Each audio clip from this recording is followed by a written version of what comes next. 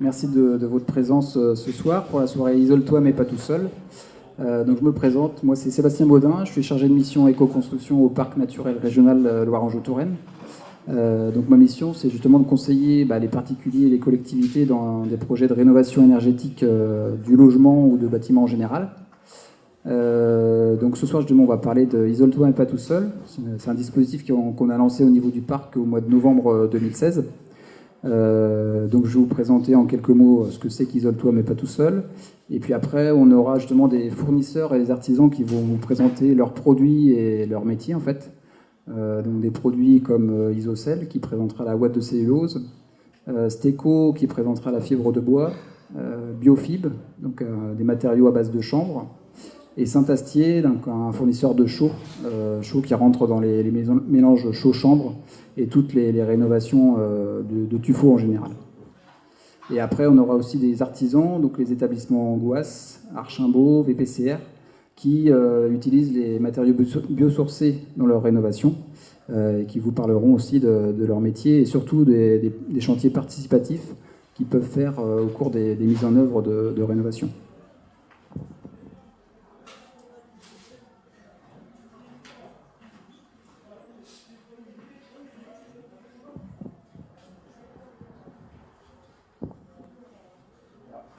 Isole-toi mais pas tout seul, donc c'est un dispositif qui vise à accompagner les propriétaires pour tout projet de rénovation énergétique de leur logement.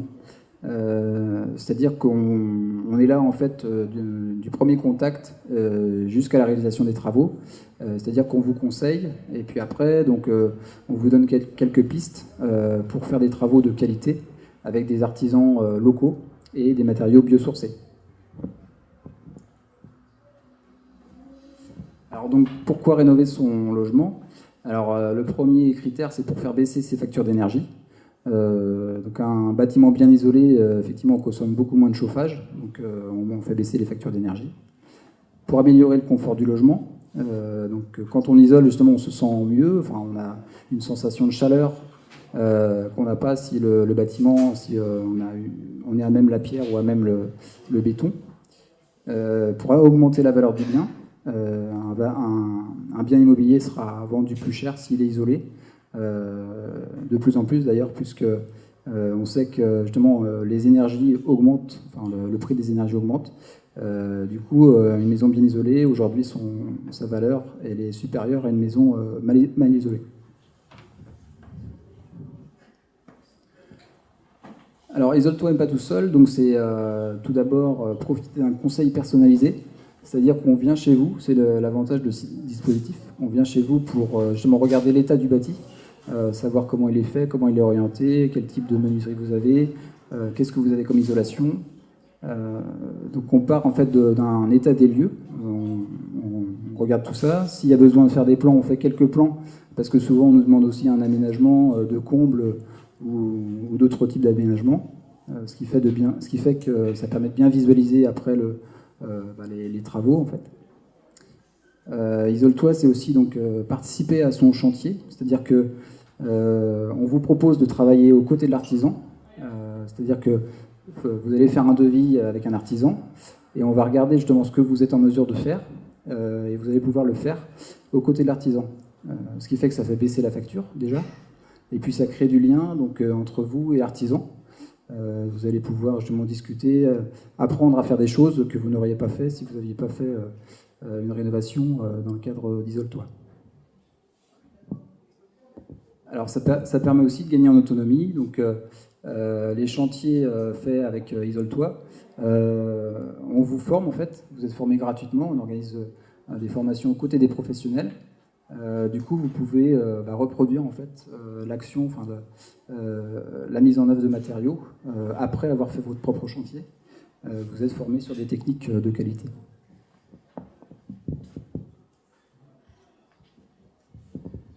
Alors, dans les matériaux qu'on préconise, nous, c'est uniquement les matériaux biosourcés. Ils ont de multiples avantages par rapport aux matériaux conventionnels. Donc comme on voit dans ce tableau, en fait, on a les conventionnels qui sont la laine de verre, la laine de roche ou le polystyrène. Et on a des matériaux, on va dire, nouveaux, même s'ils ne sont pas si nouveaux que ça, qui sont donc la ouate de cellulose, la ouate de coton, la fibre de bois.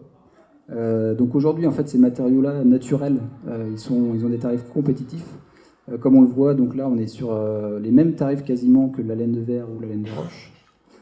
Ils ont en plus l'avantage d'avoir un fort déphasage en été, c'est-à-dire que quand il fait chaud, donc comme l'été dernier, si vous avez un matériau comme la fibre de bois sous vos rampants, vous allez avoir un déphasage, c'est-à-dire que la chaleur va rentrer beaucoup moins vite que par rapport à une laine de verre ou une laine de roche. Ça, c'est le gros avantage des matériaux biosourcés. Vous avez un confort d'été qui est bien supérieur aux matériaux conventionnels. Vous avez en plus donc, un bilan carbone qui est très bon sur ces matériaux-là. C'est-à-dire qu'ils consomment très peu d'énergie à leur production, contrairement finalement à la laine de verre ou à la laine de roche. Du coup, c'est bien pour l'environnement aussi. Vous avez donc un faible impact environnemental, donc ça c'est ce que je disais à l'instant, puisqu'ils consomment peu d'énergie.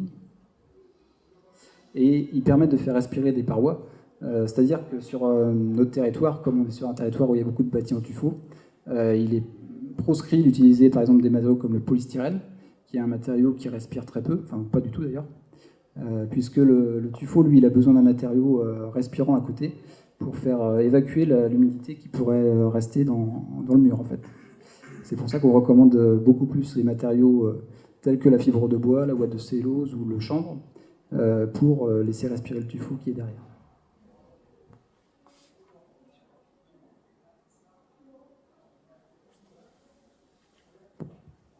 Alors, isole-toi, comment ça fonctionne. Donc, la première étape, c'est de remplir un formulaire de contact.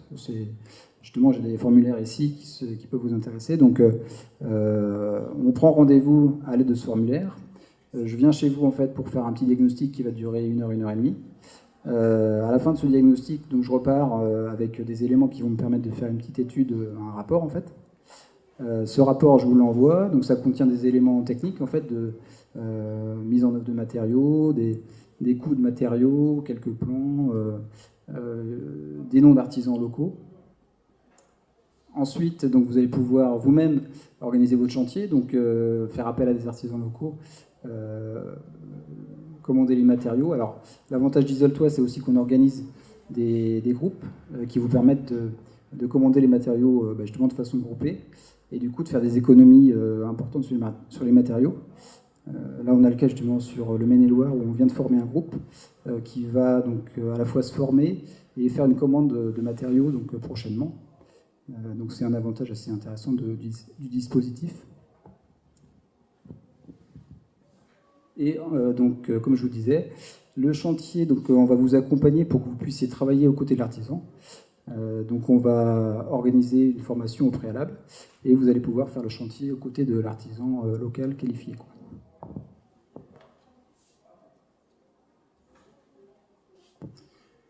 Donc, les avantages d'Isole-toi, le premier avantage, c'est de faire rénover efficacement son logement sur les conseils d'indépendants.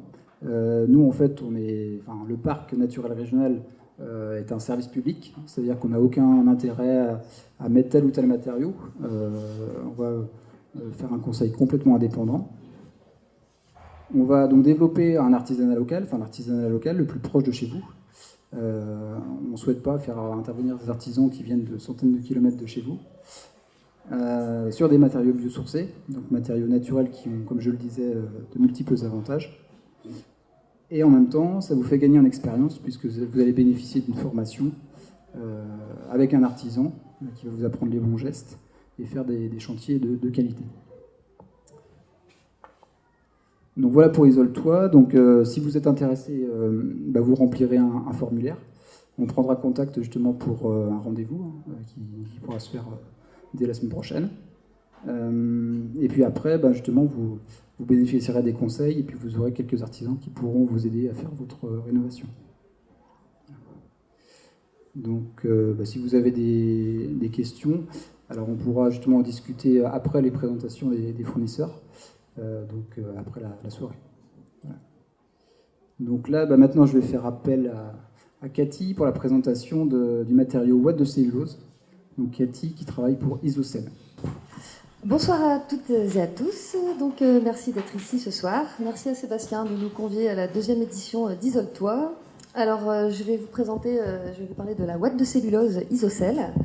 Je me présente d'abord. Je m'appelle Cathy Grunweiser. Je travaille chez Isocell depuis 2011 et je suis commerciale depuis 2014. Alors, Isocell est une entité autrichienne qui fête ses 25 ans cette année. Donc la maison mère se situe là-bas en Autriche. Et en fait, en France, nous travaillons avec 2 usines. Alors, je passe un petit peu vite. Une usine située à Morlaix dans le Finistère et une deuxième dans le sud de la France. Ça nous permet de livrer sur toute la France en minimisant les coûts de transport. Nous sommes spécialisés en ouate de cellulose, en produits d'étanchéité à l'air. On fabrique également nos machines donc pour poser la ouate. Et nous sommes aussi centre de formation. Alors, la ouate de cellulose, qu'est-ce que c'est ? Eh bien, c'est du papier journal, 90% de papier journal, broyé, recyclé. On y incorpore des sels minéraux naturels pour que le produit soit ignifuge. Alors, l'usine de Morlaix a l'avantage en fait de collecter le papier là-bas sur tout le Finistère en rachetant la matière à plus de 700 associations aujourd'hui, donc vraiment sur tout le département. Donc c'est vrai que derrière tout ça, il y a aussi toute une démarche sociale et solidaire de récupération de papier, localement. Alors, le process de fabrication est très simple. On broie le papier journal, on y incorpore les sels. C'est un process, on va dire, moderne et on fabrique jusqu'à 3 tonnes de ouate en 1 heure, donc ça va très très vite.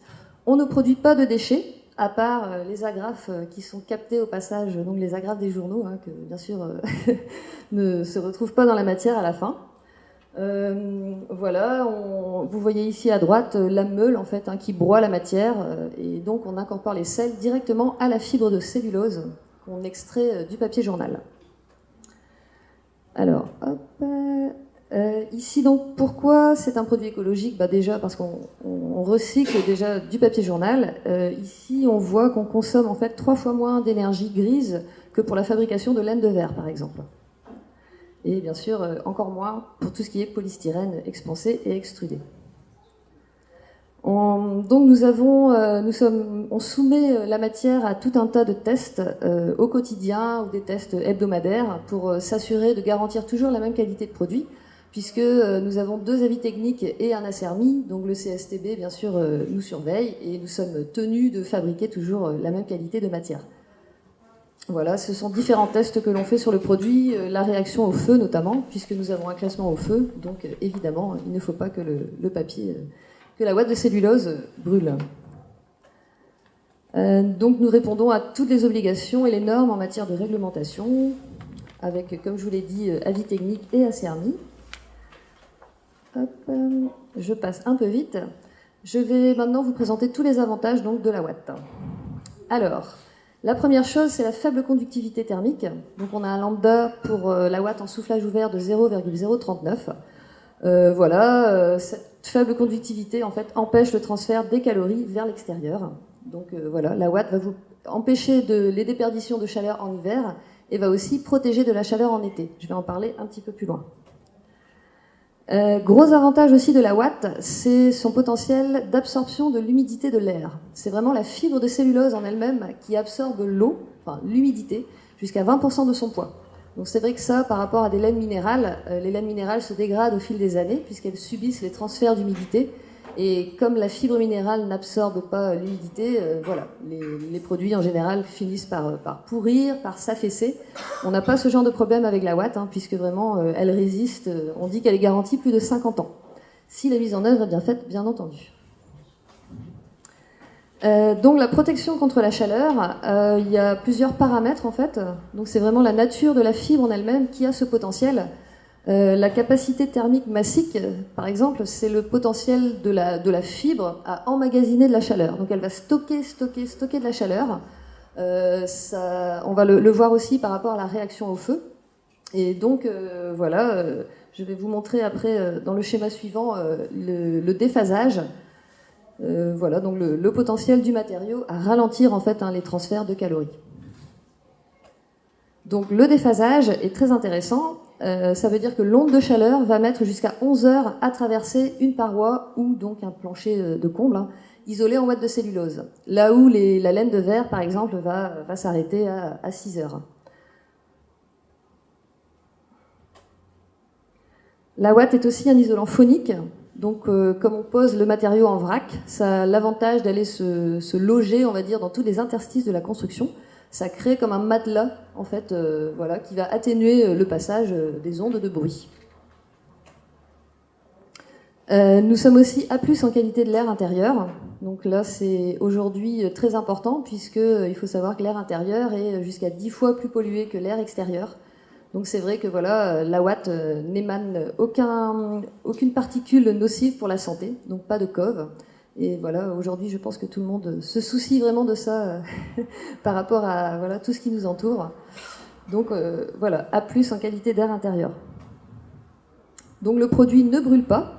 Les sels minéraux qu'on incorpore dans la ouate, c'est 3% de sel de bore et 7% de sel de magnésium. En fait, ce qui se passe quand on approche une flamme du matériau, c'est que ces sels réagissent, il y a une réaction chimique qui opère. Les sels de bore vont encapsuler la fibre, entre guillemets, et les sels de magnésium vont libérer des petites molécules d'eau. Donc c'est vraiment, voilà, la ouate va mettre des heures et des heures et des heures avant de se consumer. En fait, ça va noircir en surface, comme on voit là sur la photo. Mais finalement, il n'y aura pas de départ de feu, il n'y a pas de projectile ou quoi que ce soit, il n'y a pas de fumée nocive non plus qui vont se dégager du produit. Une maison isolée en ouate va mettre 2 fois plus de temps à brûler qu'une maison isolée en laine de verre, puisque les laines minérales vont carrément fondre au bout de quelques heures. Voilà, la ouate a en plus l'avantage de protéger aussi la structure de la maison, puisque selon la densité à laquelle on travaille, elle va protéger vraiment la charpente, par exemple. Donc c'est vrai que voilà. C'est un gros avantage. Donc le classement au feu est BS2D0, donc ça veut dire difficilement inflammable. Les facilités de mise en œuvre aussi sont intéressantes. Donc on travaille la matière en vrac, ça veut dire que voilà, il y a juste le tuyau par lequel passe la ouate de cellulose qui va traverser la maison. L'applicateur va pouvoir souffler ou insuffler facilement voilà, à l'étage d'une maison, par exemple sur un plancher de comble ou dans la toiture ou voilà, dans un mur. Par rapport à certains produits qui se posent en panneau ou en rouleau, ça évite aussi une certaine manutention. Et puis ça a l'avantage, comme je vous l'ai dit tout à l'heure, hein, voilà, il n'y a aucun pont thermique du coup, puisque ça va faire vraiment un ensemble homogène, que ce soit dans la paroi ou sur le sol. Alors il y a 3 manières de poser la ouate de cellulose. Donc le soufflage ouvert sur plancher de comble, l'insufflation en paroi verticale en rampant. On peut aussi la poser en ITE, donc isolation par l'extérieur. Et un procédé qui commence à être un peu connu en France, c'est la projection humide. Donc c'est un flocage en fait. On mouille la ouate de cellulose. Je vais vous montrer quelques photos ensuite. Hop. Alors ici, voilà, soufflage sur plancher de comble. Alors selon l'accessibilité, c'est plus ou moins facile à mettre en œuvre. Voilà, ça fait juste une certaine épaisseur après. Il faut, on va dire, après tassement, en soufflage ouvert, il restera 27 cm de watts pour le R de 7. Donc le R qui fait bénéficier actuellement de toutes les aides, crédits d'impôt, etc. Voilà, une photo du coup avec un chemin d'accès, bien sûr. C'est recommandé de laisser une accessibilité quand même au comble hein, pour la maintenance de la VMC, pour aussi intervenir sur la toiture par l'intérieur, éventuellement. Alors ici, une photo qui montre l'insufflation, donc là, en rampant de toiture, derrière un frein vapeur. Alors ça sous-entend que de l'autre côté, il y a un écran de sous-toiture. Voilà, on ne recommande pas de poser la ouate directement contre le voligeage. Après, on peut aussi, pour élaborer les caissons, utiliser des panneaux type Steico, par exemple, pour fermer le caisson derrière et insuffler la matière, du coup, entre le frein vapeur et les panneaux de fibre de bois, par exemple. Donc voilà, une coupe ici d'une configuration de ouate de cellulose posée en toiture. Donc là, l'insufflation en paroi verticale. Donc là, pareil, on peut fermer les caissons soit par des panneaux rigides de l'OSB, soit par une membrane d'étanchéité à l'air. Tout dépend de la configuration du chantier sur lequel on travaille. Et alors, enfin, donc la pose ici de ouate de cellulose en projection humide. Donc là, c'est vraiment uniquement mouiller la ouate de cellulose à la sortie du tuyau. Elle vient se plaquer contre la paroi. On peut atteindre des épaisseurs entre 12 et 15 cm. C'est très intéressant. Bien sûr, ça isole isolation thermique, mais aussi c'est un isolant phonique. Donc voilà, ça tient très bien directement sur de la tôle, directement sur le béton. On peut même laisser comme ça apparent, voilà, selon, alors peut-être pas chez vous, dans votre maison bien sûr, mais dans un garage par exemple, ça pose pas de souci. Une fois que ça a séché, ça tient, ça ne bouge plus. Alors ici un exemple d'un lycée à Saint-Malo qui a été isolé en ouate de cellulose, où là il y a eu 7 camions complets, donc quand même ça fait une bonne quantité de watts insufflés derrière les parois. Et un autre exemple ici d'une école, où là, il s'agissait d'insufflation derrière membrane d'étanchéité à l'air. Voilà, merci de votre attention. Donc ça va être Biofib, c'est Gaëtan Périssé de la société Biofib Isolation. Donc une société qui est basée en Vendée, donc pas trop loin de chez nous, qui fait des matériaux à base de chanvre, de lin, enfin récoltés toujours autour de l'usine. Bonjour à tous, merci de ton invitation. Sébastien au PNR et puis à la commune de Langeais. C'est la deuxième session qui est organisée. Alors, c'est un exercice qui est un peu nouveau pour nous parce qu'on est des industriels pour la grande partie qui sont là. On n'est malheureusement pas souvent assez au contact de ce qu'on appelle le maître d'ouvrage, c'est-à-dire vous qui avez un chantier à réaliser. On est souvent plus au contact du professionnel ou du négoce de matériaux. Et en fait, ce qui est intéressant dans l'exercice qu'on fait avec vous, c'est aussi de se rendre compte de la réalité du chantier, de vos problématiques, comment on peut y répondre et comment nos matériaux y répondent. Ce qu'il faut se rendre compte dans tous les matériaux que vous avez vus ce soir et que vous a présenté Sébastien et qu'on va continuer à vous présenter dans la soirée, c'est qu'on a tous une logique en fait, d'activité entre nous. La première à prendre en compte, c'est qu'on n'a rien de nouveau, on n'a rien de pas bien, et on n'est pas obligatoirement plus cher que les autres. C'est simplement en fait que le marché français a fait qu'il y a une forme de monopole sur certains types de matériaux qu'on va vous présenter habituellement pour la rénovation de vos bâtiments ou la construction neuve de vos bâtiments. Et nous, aujourd'hui, on est positionné sur des matériaux qui sont multidisciplinaires. C'est-à-dire qu'on va vous proposer des matériaux qui vont isoler l'hiver, isoler l'été, gérer l'humidité, être durable dans le temps. Donc on va avoir un retour sur investissement sur ces produits. Alors, moi, je travaille pour une entreprise qui, à la base, n'a rien à voir dans le domaine du bâtiment. C'est une coopérative agricole. Donc on travaille du champ au chantier. Je travaille pour des agriculteurs. Il y a 5700 adhérents sur la coopérative La Cavac, donc en Vendée. On a 51 ans. On a investi il y a 9 ans dans une unité de production de chanvre et de lin. Avant toute chose, c'était simplement que le chanvre est une plante vertueuse. La France était le premier pays de production de chanvre au monde avant la Seconde Guerre mondiale. Il y a des méchants copains de l'autre côté de l'Atlantique qui ont diabolisé le chanvre sous le terme de cannabis en mélangeant toutes les vertus et non-vertus du cannabis. Mais le cannabis qu'on utilise, nous, est un cannabis industriel. C'est la même feuille, c'est la bœuf pour les intimes. Mais la seule vertu qu'a ce produit-là, c'est qu'on utilise la totalité de la plante et qu'on ne consomme pas d'eau, pas de phyto.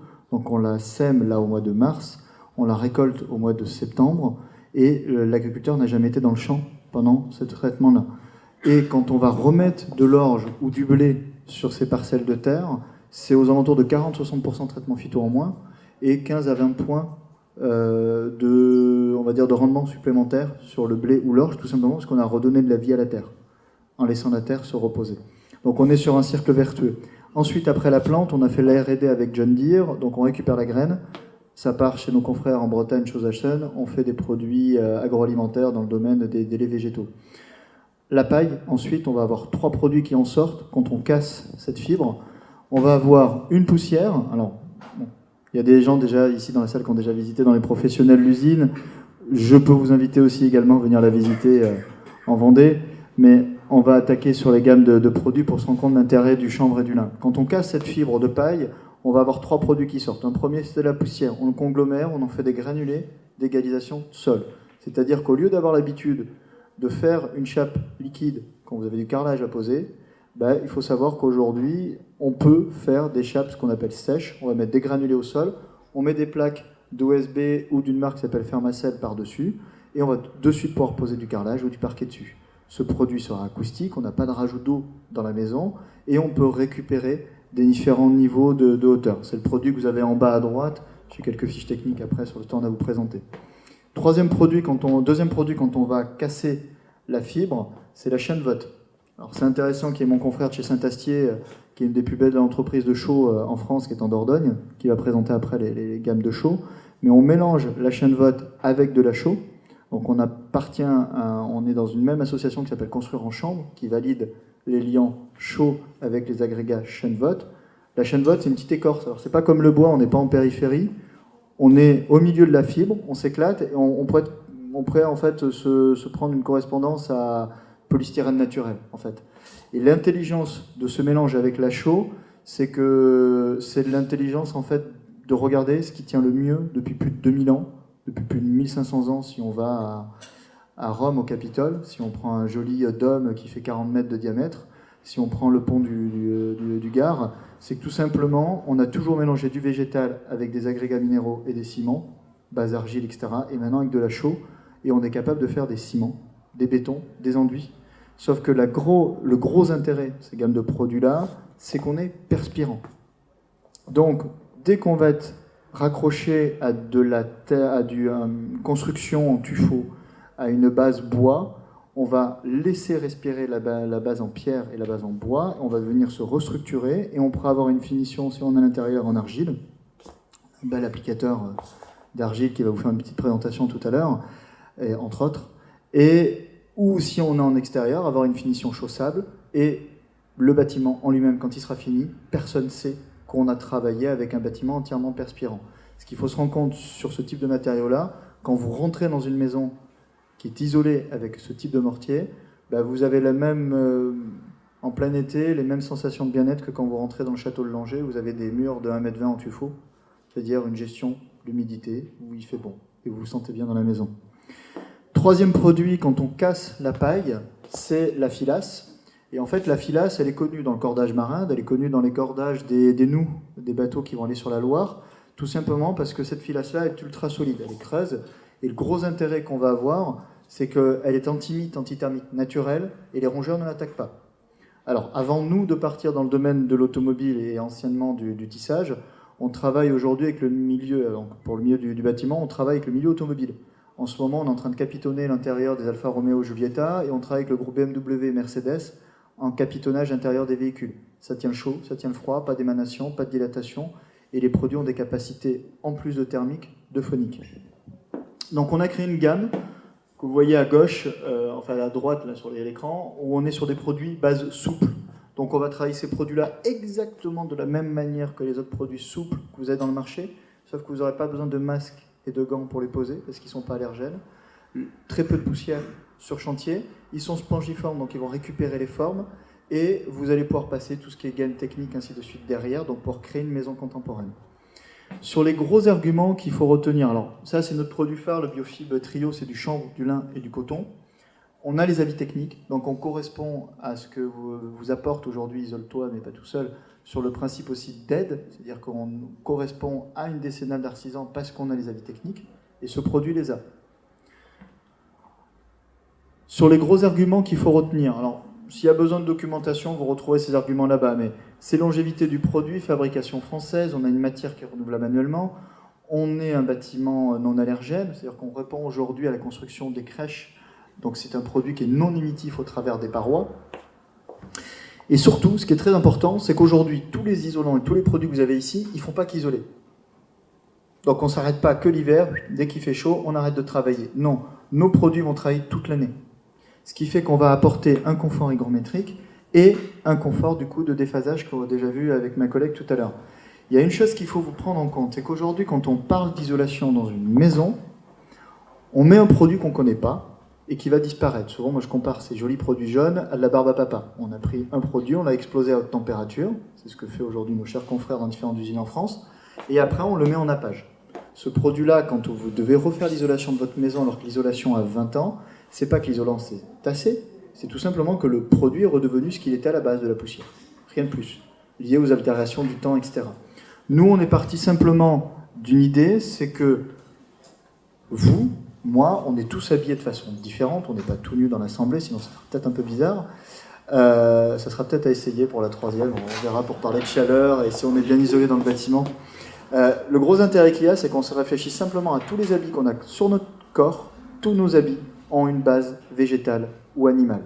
Tout simplement pourquoi, si je prends le sketch du ch'ti dans le nord qui parle du kawe. Le beau kawe, je cours dehors, il pleut, je suis mouillé à l'intérieur et je suis mouillé à l'extérieur. Quand je commence à avoir une base d'habit où je vais avoir des principes perspirants, respirants, et que je vais avoir simplement une membrane de qualité qui va me protéger à l'extérieur, et bien mon corps se sent bien et du coup je peux évoluer en haute montagne, courir, etc. Une maison fonctionne exactement de la même manière, qu'elle soit neuve ou qu'elle soit ancienne. Le seul problème d'une maison ancienne, c'est que si elle a passé 200 ans sans qu'on l'embête à vivre aujourd'hui, et qu'elle a des pathologies depuis les 20 dernières années, c'est qu'on a commencé à lui coller des patchs en plastique qui commencent à l'enfermer dans une cocotte. Nous, aujourd'hui, on permet d'éviter ce type de problème-là. Donc, ce qui est intéressant sur ces gammes de produits, c'est qu'ils sont faciles à travailler et souples. On répond donc sur un confort de gestion et de prise d'humidité. Quand on parle simplement d'humidité, il y a une chose qu'il faut prendre en compte, c'est que la prise d'humidité, quand je vous fais le sketch du kawe, c'est dans l'idée où en fait ce produit, on prend, on ressort, on prend, on ressort. On va éviter les pathologies, tout simplement, sur une plaque de plâtre par exemple, ou de fermacelle, de moisissures qu'on va retrouver aux entours des fenêtres, de problèmes autour des ventilations, etc. Avec ce type de produit-là, on n'aura pas ce problème qui va apparaître sur les murs. Confort de déphasage, ma collègue en a parlé tout à l'heure, donc s'il y a d'autres personnes qui ont des questions, n'hésitez pas. Mais dans l'idée, c'est qu'en fait, tout simplement, on va vous éviter d'avoir chaud l'été et d'utiliser une clim. C'est-à-dire qu'aujourd'hui, on est capable, dans une maison en utilisant des biosourcés, on n'est pas simplement sur un principe écolo-bobo de travailler avec ces isolants-là. L'écologie, c'est sympa, c'est très bien, mais en fait, ces matériaux-là sont modernes. Donc, quand quelqu'un vous fera la réflexion, si vous devez travailler avec ces produits chez vous, si vous êtes quelqu'un d'ultra contemporain et vous êtes avec une maison qui va être hype, parce que tout simplement, votre matériau va travailler tout le temps. C'est pas un feignant, en fait, c'est bien. Ça, sur cette maison-là, ce qui est intéressant, on est sur une maison entièrement chaud-chambre. Rudy, tout à l'heure de Saint-Astier, vous en parlera, sur les réalisations qu'on peut faire en chaud-chambre. Cette maison finie, quand elle sera enduite, là, il n'y a pas la finition d'enduit, toute personne qui passera dans la rue, alors c'est du bocage vendéen, hein, on n'aime pas le style architectural, mais dans l'idée, quand on passera dans la rue, personne ne saura qu'à l'intérieur, c'est une maison qui a 40 cm de mur chaud-chambre, et qu'elle est entièrement perspirante, et qu'elle a des capacités aujourd'hui de tenue thermique, où la personne ne va même pas consommer 300 € de chauffage à l'année. Là, on est sur une réalisation de grands bâtiments à Nantes. Ce bâtiment-là, c'était le premier bâtiment R+5 réalisé en bois. On a une isolation biofibre à l'intérieur. Ce bâtiment-là, aujourd'hui, consomme 2700 € de granulés à l'année. La rentabilité, le retour sur investissement de ce bâtiment est à 12 ans aujourd'hui. S'il avait été construit avec 5 étages supplémentaires, on est avec 6 ans à peu près de rentabilité sur un ouvrage public. Ça, c'est une isolation à Brest, donc de la totalité d'une toiture en fait en isolation biofibre. Donc, c'est-à-dire qu'aujourd'hui, les pouvoirs publics également se décident à travailler en matériaux biosourcés pour la réflexion de rentabilité. C'est-à-dire que oui, ça coûte plus cher, peut-être à un instant T, mais quand c'est bien réfléchi, dans 20 ans, je n'ai pas à refaire ma rénovation. Donc vous ferez plaisir vous aussi pour votre maison, c'est qu'au lieu de remettre de l'argent dans 10 ans ou 15 ans dans d'autres travaux, vous allez agrandir la maison, vous allez vous faire vraiment plaisir, et non pas revenir travailler sur la maison. Ça, c'est une rénovation. En fait, ce qui est hyper intéressant, c'est la bibliothèque de Fontainebleau. Ce qu'il faut se rendre compte, c'est que ça, c'est toutes les pathologies qu'il ne fallait pas faire sur une rénovation. On est venu coller du polystyrène sur un bâti ancien, on est venu rajouter des strates de parquet flottant sur de la moquette, sur du lino, etc. Et au fur et à mesure, à un moment donné, le bâtiment, il n'a plus du tout respiré et il s'est effondré. Donc, ils ont attendu plus d'une dizaine d'années de prendre des décisions. Ils ont été obligés de raser entièrement l'intérieur du bâtiment, restructurer, c'est le noyau intérieur maintenant qui tient la structure du bâtiment, et ils ont isolé en fait en base végétale, donc sur du chanvre, tout simplement sur la logique, c'est qu'ils se sont inspirés d'une université qui est à Coimbra au Portugal, qui a 1300 ans aujourd'hui, où il y a encore des ouvrages d'art français qui ont plus de 800 ans ou 900 ans, et c'est le végétal à l'intérieur de cette bibliothèque, cette université, qui permet de gérer l'hygrométrie ambiante du bâtiment. Sur d'autres réalisations, ça on est en Mayenne, sur des bâtiments contemporains qui vont être construits là cette année. On est sur une réalisation dans le sud-est de la France, en ossature bois, avec un remplissage en biofibre. Ce bâtiment-là, je conclurai par celui-là, est très intéressant parce qu'en fait, on est à Rouen. C'est le premier bâtiment qui vient d'être labellisé Passive House l'an dernier sur un grand bâtiment accueillant du public, et on est sur une isolation par l'extérieur en fibre végétale. Et le gros intérêt aujourd'hui, c'est de dire que ce bâtiment coûte 0 en consommation de chauffage. Et nous sommes un bâtiment qui fait 1500 m² avec 850 m² de parties bureaux en pépinière d'entreprise. Ça, c'est des gros projets, pour vous faire rêver un petit peu. Mais aujourd'hui, il faut savoir qu'on a à peu près 3 chantiers ou 4 chantiers de rénovation qui se réalisent par jour avec nos gammes de produits. Et au fur et à mesure, on est en train de prendre de plus en plus de parts de marché, tout simplement, sur le domaine de l'isolation, parce que les gens, comme vous, s'intéressent à la réalité de ce que doit être l'isolation à l'instant T. Je passerai juste la parole après, c'est juste pour vous donner un petit exemple. Si on prend une maison des années 80, type Phoenix, convecteur, les types de rénovation et de consommation qu'il y a eu sur les 10 dernières années, sur les 20 dernières années, sont énormes, sur des personnes qui n'avaient pas anticipé l'isolation. Ils ont passé avec une cheminée, ils ont mis un insert. Quand ils ont racheté leur crédit en 90, ils sont passés avec un chauffage central propane. Le propane exposé en prix, on a mis une pompe à chaleur. Ensuite, on a mis des fenêtres. Et ensuite, on s'est dit que c'était pas mal de mettre l'isolation. Le problème, c'est que si on prend le global coût qu'a coûté la maison, je pense qu'on aurait pu construire beaucoup de jacuzzi autour de la maison. Et du coup, avoir une notion de plaisir sur la maison et non pas une notion d'obligation pour son confort maison.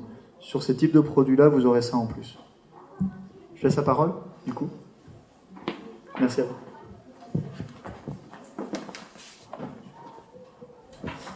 Merci Gaëtan. Donc on va continuer avec l'entreprise Teco, donc Nicolas Renaudin, qui va nous présenter les produits à base de fibres de bois. Donc je suis Nicolas Renaudin, le responsable du secteur centre pour la société Steco, fabricant d'isolants fibres de bois.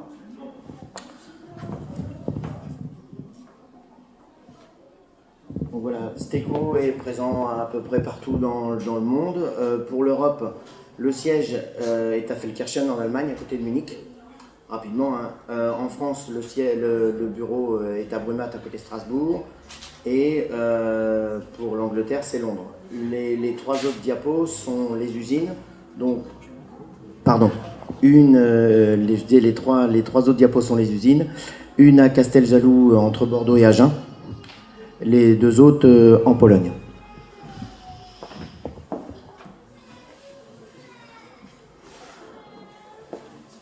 Donc là, je vais vous laisser regarder un petit film. Je vais le commenter aussi en même temps. S'il veut bien démarrer. Donc là, c'est un film pour vous présenter comment on fabrique les isolants. Donc ça, c'est le siège qui est à Munich, qui est un bâtiment passif. Ça, c'est une des usines qui est en Pologne. Donc un très grand site où on fabrique et l'isolation et la structure. Parce que Steco est aussi fabricant de structures, poutres en I et lames bois. Donc là, c'est les approvisionnements de bois. Donc on est sur la partie de l'arbre qui sert à faire le papier. On achète les mêmes bois que les papetiers. Donc le bois est trié, contrôlé pour le métal éventuel qui peut rester. C'est du pin sylvestre en Pologne et du pin maritime en France. Donc les bois sont ensuite mis en plaquettes, stockés en extérieur pour les laisser un petit peu travailler. Donc là on voit que voilà, c'est des engins de carrière, donc on a des tas de bois énormes. Le bois, les plaquettes sont ensuite envoyées ce qu'on pourrait appeler à la cuisson en fait. Le bois est cuit à l'eau et à la vapeur, une sorte de cocotte mais taille géante, un peu très familiale. Le bois est ensuite défibré et sur la vidéo là on voit fabrication en process humide. Donc en fait on défibre le bois mouillé et on le travaille tel quel. Ça nous permet d'avoir des panneaux rigides notamment à très grosse densité et sans liant. On n'a aucun apport de liant à l'intérieur, c'est la lignine du bois qui nous permet de lianter les panneaux. Donc ensuite les panneaux sont amenés à densité et à épaisseur voulue suivant leur destination. Donc on a des panneaux là en phase humide qui oscillent entre 180 et 280 kg du mètre cube. C'est des panneaux très rigides. Donc destiné à la sous-couche, sous-parquet par exemple, destiné aux panneaux pare-pluie en extérieur, aux supports d'enduit extérieur aussi. Là, ce qu'on voit, c'est ce que vous allez pouvoir retrouver souvent dans beaucoup de négoces ou beaucoup de magasins de bricolage, c'est la petite dalle verte qu'on peut mettre sous le parquet stratifié.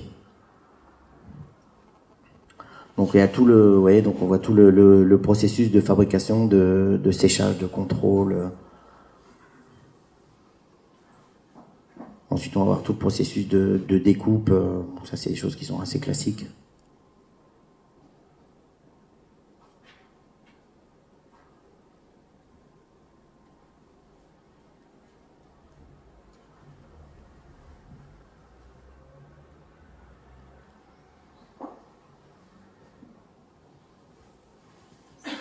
Toute la partie, ouais, où c'est mise en palette.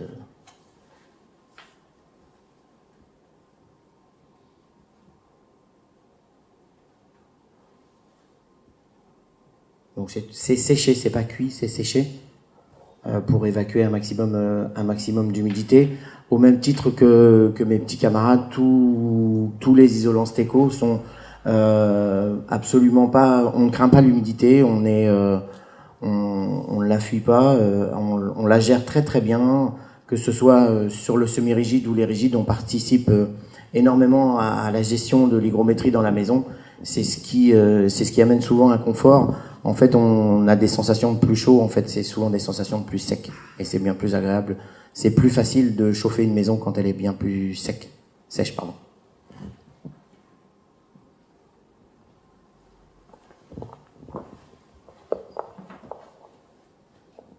Donc là.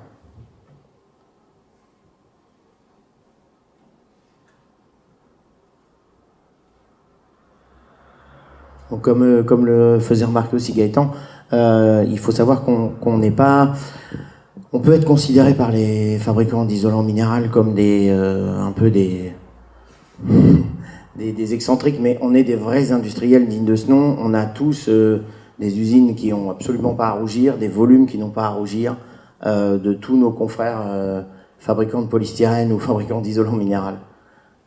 On n'est pas juste des écolos, pour mon cas à cheveux longs, mais... Donc tous nos isolants ont des certifications, sont reconnus pour tout ce qui est crédit d'impôt, prêt à taux zéro, C2E. Donc là, on va faire appel à Monsieur Rudy Daudin, qui est représentant de la société Saint-Astier, donc une marque qui fait donc des chaux. La chaux est utilisée justement sur le tuffeau parce que c'est un matériau respirant, donc un liant très ouvert justement à la vapeur d'eau. Donc il va nous expliquer ça, sachant que sur le tuffeau, donc on conseille nous deux liants principaux. Alors ça peut être la chaux, mais ça peut aussi être la terre. On a des terres très intéressantes, notamment ici à La Rocheuse, on a une terre argileuse en fait qui colle bien sur le tuffeau, qu'on peut mélanger à du chanvre, et ça en fait des enduits correcteurs thermiques très intéressants, à la fois pour l'isolation et pour le confort de la maison. Donc là, pour l'instant, ça va être la chaux de Saint-Astier. Donc bonjour à tous, je me présente, Rudy Daudin, les chaux de Saint-Astier. Je m'occupe des chaux et enduits de Saint-Astier donc depuis 2009, je m'occupe de la région centre. C'est une entreprise familiale, toujours indépendante, située en Dordogne, à côté de Périgueux. On exploite 35 à 40 hectares de galeries souterraines à 20 mètres sous sol, où on puise le calcaire. Il s'agit d'un calcaire siliceux qui vont nous permettre de fabriquer les chaux hydrauliques naturelles. Il existe deux types de chaux, les chaux aériennes et les chaux hydrauliques naturelles. Les chaux aériennes font leur prise uniquement à l'air. Elles ont la particularité d'être très fines et très blanches. Et on s'en sert essentiellement pour des travaux de décoration intérieure dû à la blancheur et à la finesse du produit. Pour les chaux hydrauliques naturelles, l'avantage c'est qu'on a les deux propriétés. On a une prise à l'eau qui se fait pour sécuriser l'ouvrage et une prise à l'air également, naturellement. Donc il existe trois types de chaux hydrauliques naturelles, les NHL 5, 3, 5 et 2.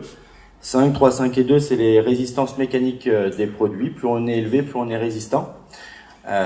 Donc ça va nous permettre de s'adapter au mieux, trouver l'enduit le mieux adapté au support en fonction de la pierre et de la dureté de la pierre. C'est-à-dire que les chaux NHL5 par exemple, on va les privilégier pour les bétons au sol et puis également pour les pierres dures.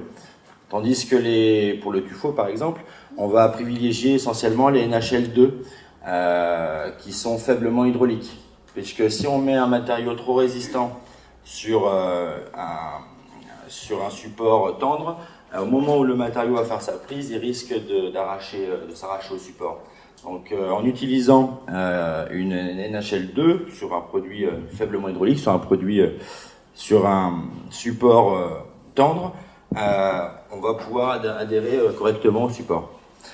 Les NHL2, on va faire des enduits sur de la terre, de la bauge, également sur le tuffeau. Donc la Showa, on l'utilise parce que c'est imperméable à l'eau, mais perméable à la vapeur d'eau. Donc le mur respire. Donc à Saint-Astier, on a vraiment une gamme complète pour la restauration du patrimoine, pour la rénovation et pour le neuf. On a également, donc à partir de ces produits de base qui sont les chaux hydrauliques naturels, on va décliner d'autres produits un peu plus spécifiques. On a des mortiers spécifiques d'assainissement pour les soubassements, pour le salpêtre, pour adhérer sur tout type de support. Également, je vais vous parler d'une méthode de travail qui s'est perdue avec le temps, on va dire.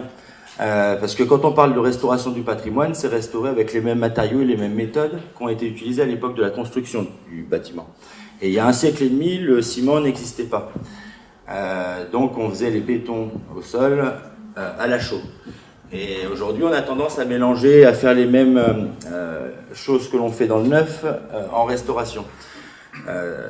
En fait, au lieu de faire des bétons de ciment en restauration, donc où toute l'humidité sous le polyane, donc polyane ciment, toute l'humidité qui va remonter sous le polyane, il faut qu'elle sorte. Donc elle sort par où? Par les pieds de mur. Donc ensuite vous avez des remontées capillaires importantes en pied de mur. Au lieu de faire cela, on fait un béton de chaux, donc un hérisson de pierre de 20 cm, un béton de chaux de 15 cm, sans polyane ni ferraille. Et donc en fait ça fait tampon, ça répartit l'humidité sur l'ensemble de la dalle et on n'a pratiquement plus de remontées capillaires. Ça fait des dalles saines et respirantes. Également la chaux peut être mélangée donc pour les bétons avec de la pouzzolane, de la bille d'argile, du granulat de liège, également avec du chanvre. Donc on fait des bétons de chanvre, ça fait des bétons allégés, on est à 350-400 km3. On fait des murs banchés colombage, donc un mur banché de 35 cm à un R de 4. Donc c'est plutôt bien comparé aux briques ou à d'autres matériaux. Et puis on fait également de l'isolation de toiture et des enduits intérieurs. Donc en enduit intérieur, on peut venir mettre jusqu'à 10 cm de chaux-chanvre par passe successive de 2-3 cm frais sur frais.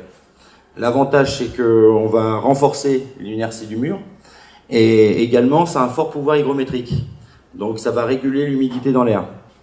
Une maison enduite en chaux-chanvre à 18-19 degrés de température de chauffage, on est très bien. Contrairement à une maison en ciment par exemple qui va renfermer l'humidité, oui, pour contrer cette humidité-là, il va falloir chauffer à 22-23 degrés pour être confortable à l'intérieur. Voilà, donc après je vous invite à venir récupérer de la documentation sur le stand. On a des documentations techniques sur les bétons de chaux, sur le chaux-chanvre, et après une documentation sur l'ensemble de la gamme. Donc voilà, je vous remercie de votre attention et puis je vous souhaite une bonne soirée. Merci Rudy. Là maintenant on a fait le point sur les matériaux. Alors on va faire appel aux artisans, pardon. Donc là on a Jean-François Archimbaud qui est un artisan local qui peut travailler dans tous ces matériaux biosourcés. Donc il va vous parler un petit peu à la fois des matériaux qu'il utilise et puis de la façon de faire, puisqu'il travaille justement en chantier participatif assez régulièrement. Et dans le cadre d'Isole-toi mais pas tout seul, nous on met en avant le chantier participatif, donc il va pouvoir nous parler de ça maintenant. Bonsoir à tous. Donc, déjà la première chose, c'est que vous avez vu tous ces matériaux, ils vous ont été présentés. Ceux qui les posent en général, c'est les professionnels, donc eux, ils savent un petit peu comment ils vont les utiliser. Vous, c'est vrai que le lien en fait qu'il y a entre vos chantiers et entre nous en fait et votre chantier, c'est Sébastien Baudin.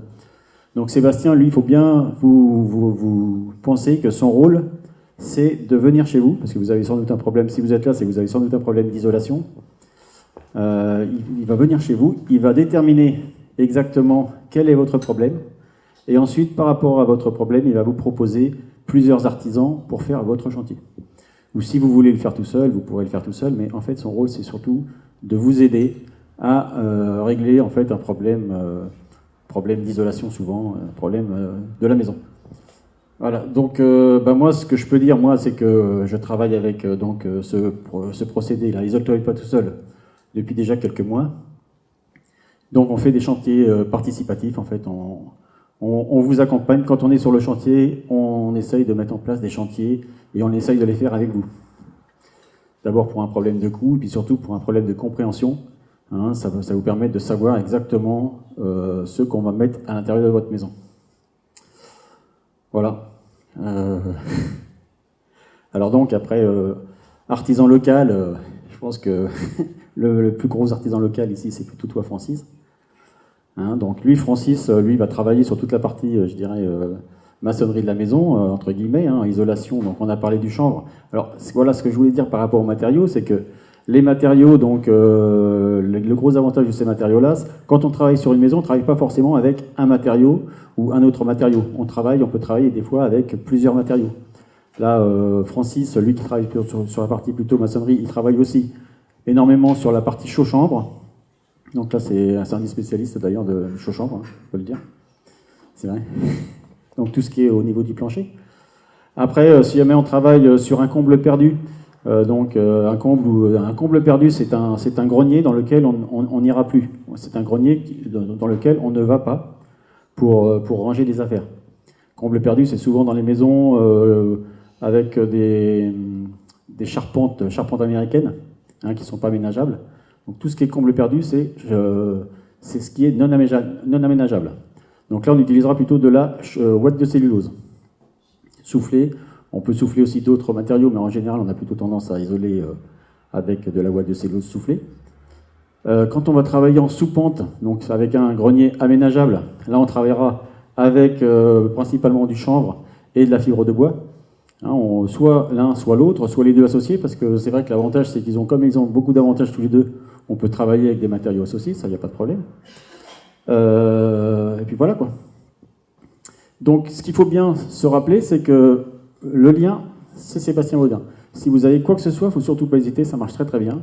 Il vient chez vous, hein, il fait un diagnostic, c'est-à-dire qu'il vient voir, il vient discuter avec vous sur vos problèmes, et ensemble, vous allez réfléchir à comment vous allez régler ce problème. Et ensuite, une fois qu'il aura fait ça avec vous, il vous donnera la possibilité de plusieurs artisans, hein, c'est vous qui choisissez bien sûr, c'est pas lui qui impose un artisan. Et vous allez choisir les artisans sur lesquels vous allez pouvoir travailler et qui sont des artisans donc, qui connaissent bien le sujet. Voilà. Okay, merci Jean-François. Donc en artisans locaux, effectivement, on a Francis Gouas aussi. Alors, je ne sais pas si tu veux te présenter, comme ça permet d'avoir une tête qu'on connaît, oui. Qui fait justement beaucoup d'enduit aussi naturel, donc enduit à la base de chaux ou à base de terre.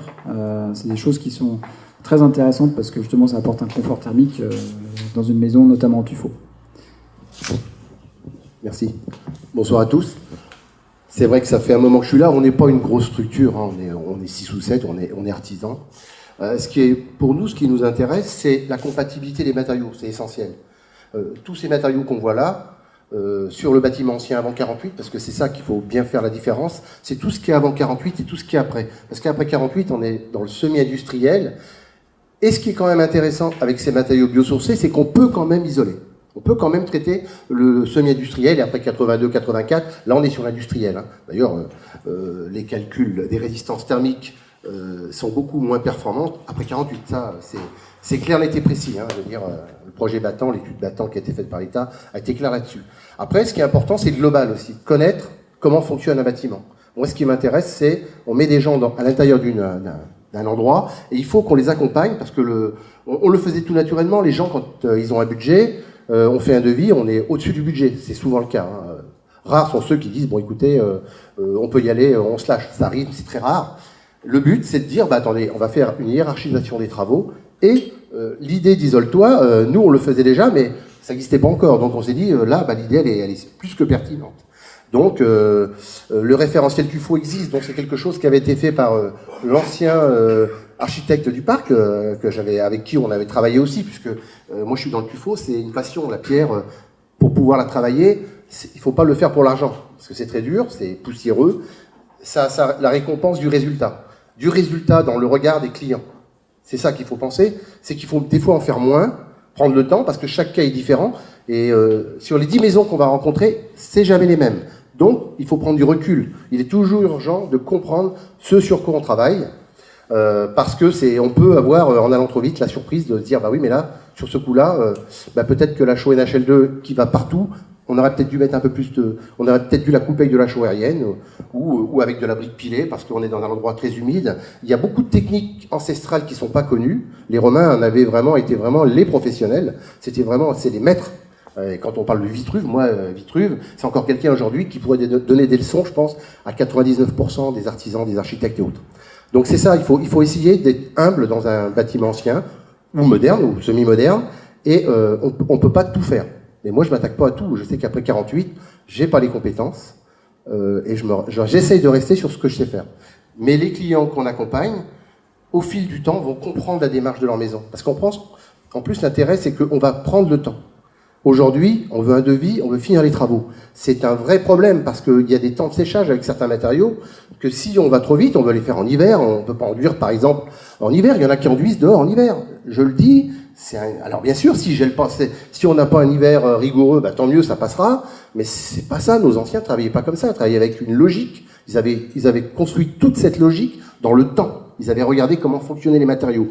Ce qu'on revient là aujourd'hui, c'est pas vraiment nouveau quelque part. Les bâtiments avant 48, ce ne sont que des matériaux du terroir. Donc nous, notre rôle aussi, en accompagnant les clients qui ont une démarche de travaux, c'est de leur expliquer que, bien sûr, ils n'ont pas le budget, mais il y a des choses qu'ils peuvent faire. Ils peuvent piquer le ciment, parce que la compatibilité, pour moi, est essentielle.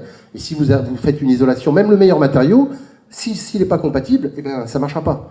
Donc c'est ça qu'il faut prendre en compte, c'est une réflexion globale de ce sur quoi on veut travailler. Et puis aussi écouter les gens, parce que tout le monde n'a peut-être pas les mêmes goûts, et il y a peut-être des choses qui sont des fois plus compliquées à faire que d'autres. Donc c'est ça, et c'est pour ça que c'est très compliqué, et l'idée d'isole-toi, mais pas tout seul, c'est d'essayer de comprendre aussi les clients. Et que les clients comprennent bien ce sur quoi ils s'engagent avant de commencer à signer un devis. Il y a énormément de choses qu'il faut savoir, de pièges à éviter. Le rôle d'un vrai professionnel, c'est d'accompagner le client de A à Z.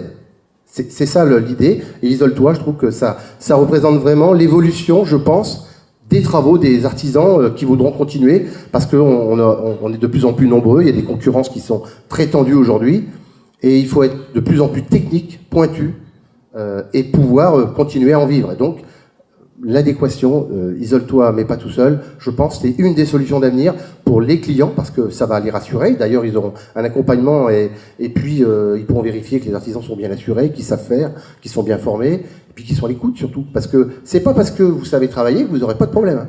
C'est ça, les gens disent vous êtes maître artisan. Ça veut rien dire, on peut très bien avoir un problème à un moment donné puisque on travaille avec des matériaux naturels sur un endroit qui a du vécu et il y a beaucoup de choses dans la nature qu'on ne gère pas encore. Donc c'est ça que je voulais dire.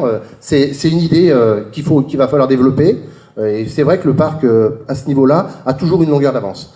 Voilà, c'est tout ce que j'avais à dire. Je vous souhaite une bonne soirée, puis je vais passer la parole à celui qui intervient après moi. Merci Francis. Donc on avait aussi des artisans de la société VPCR qui avaient accepté notre invitation.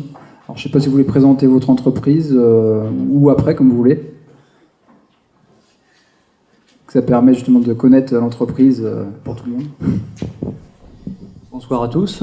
Donc nous représentons simplement une petite structure et effectivement nous mettons en œuvre en fait les matériaux des différents fournisseurs. Donc on peut s'apercevoir effectivement, on parle d'une autre isolation avec le biosourcé. Une isolation qui sert aussi bien pour l'hiver bien sûr, pour le chaud, mais pour l'été également. Donc nous sommes là pour rester à votre écoute, client, le respect du client. Et j'ai bien aimé la petite phrase, restez humble. Voilà. C'est tout ce que j'ai à dire. Désolé. Merci beaucoup. Donc avant de continuer autour du verre de l'amitié, je voulais justement vous dire que isole-toi mais pas tout seul, vous pouvez vous inscrire. Après, donc on cale un rendez-vous ensemble. Et puis on fait la démarche comme on l'a vu. Donc on vous accompagne jusqu'à la fin du projet. Voilà, donc si vous avez des questions, n'hésitez pas. Après, ça peut être des questions aux fournisseurs ou aux artisans qui sont présents.